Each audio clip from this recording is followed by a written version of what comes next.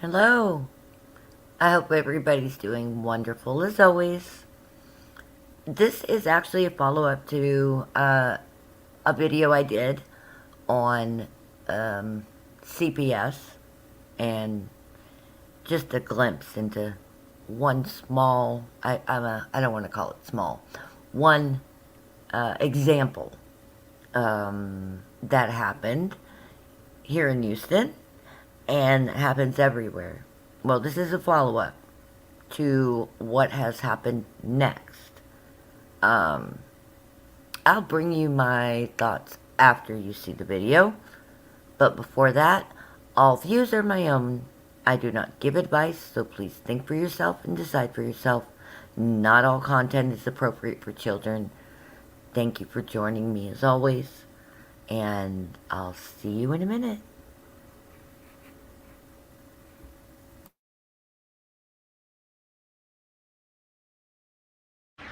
And only on Fox tonight, Child Protective Services fires an employee caught on camera telling a 14-year-old girl in foster care to be a prostitute.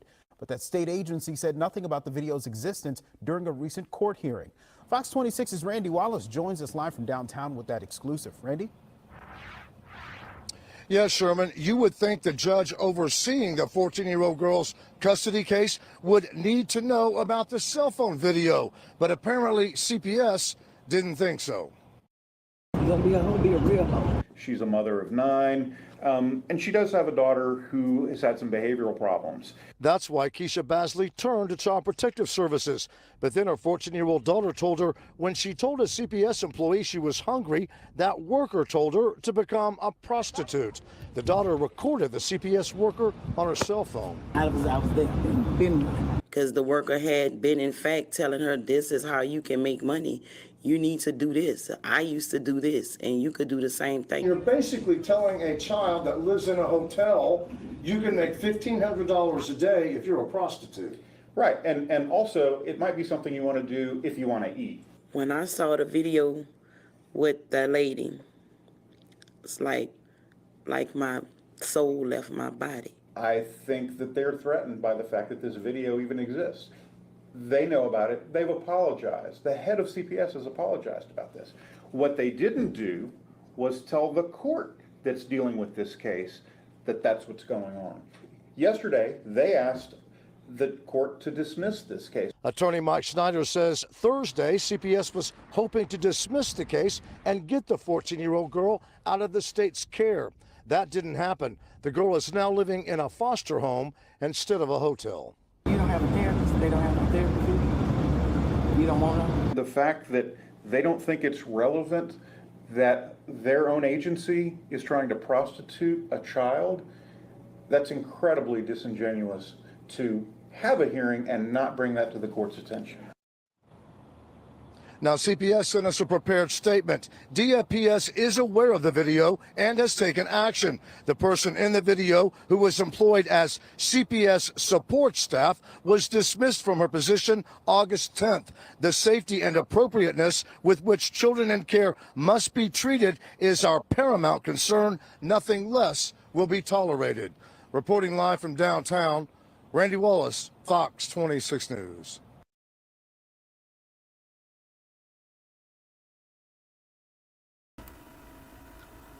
Okay, so, wow. You know, again, few things make me speechless, but this is incompetence, disgusting, and intolerable. And I'm not sure who the judge is. I may look into it and actually get a hold of the court, write a letter as a citizen, let him know what I think. Because they lied to the judge, because they didn't show him the video. He made a ruling on what he was given. Not saying the judge did anything wrong here. How can you make decisions when you're not given all the information? But, I am going to call this one out. Ken Paxton, Governor Abbott, where the hell are you? Where the hell are you? You need to look into Harris County. Because when our children are being preyed upon like this, and CPS tries to, slough this under the rug, you know that this isn't the worst of it. And this support staff just happened to get caught. And by the way, caught lightly, because Lord knows what else goes on. I know it gets worse from here. And it's your jobs, Ken Paxton and Governor Abbott. So, get to it. Seriously. The fact that this story came out and this has happened and nobody has done anything yet, and they went to a judge and didn't show them the video, and the judge makes a ruling, and what do? They take her out of the hotel and put her into foster care. Why? Because she wouldn't go along with it, and she exposed them.